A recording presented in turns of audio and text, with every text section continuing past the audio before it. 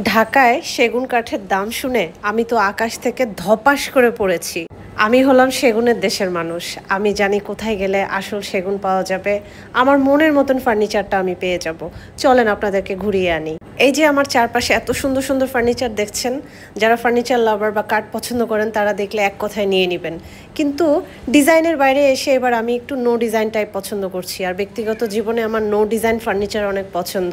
তাই চলে এসেছি কাঠের রাজ্যে আমার ফার্নিচার অর্ডার করতে।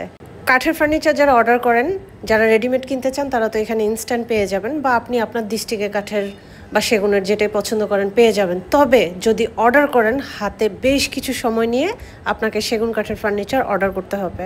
আমার ব্যক্তিগত এক্সপিরিয়েন্স থেকে আমি বলছি, আমার ফার্নিচারে কয়েক মাস সময় লেগে গেছে। কিছু ক্ষেত্রে হয়তোবা এত সময় লাগে না, বাট ঘটনাক্রমে হয়তোবা আমারটা বেশি সময় লেগে গেছে। কোনো একটা ভিডিওতে সেটাও শেয়ার করব কেন এত সময় লেগেছে। তবে অর্ডার করলে একটা সময় আপনাকে দিতেই হবে। এখানে একটা খাট মাত্রই সেল হলো, খাটটা ফিটিং করে দেখানো হচ্ছে। আমার কিন্তু দেখে দারুণ লেগেছে।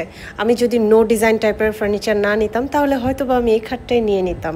আর রাজকীয় খাটের কথা কি বলবো। রাতে রওনা দিয়ে সকালে সব কাজ শেষ করে আবার সেই রাতেই ঢাকার উদ্দেশ্যে রওনা দিচ্ছি। ব্যস্ততম জীবন থেকে একটু সময় বের করে চলে গিয়েছিলাম শখের ফার্নিচার অর্ডার করতে। অনেক রিজনেবল প্রাইসে শখের ফার্নিচার অর্ডার করে ফেলেছি। ফার্নিচারগুলো কেমন হবে দেখতে সেটা আমি আপনাদের সাথে শেয়ার করব। সাথেই থাকবেন। আল্লাহ হাফেজ।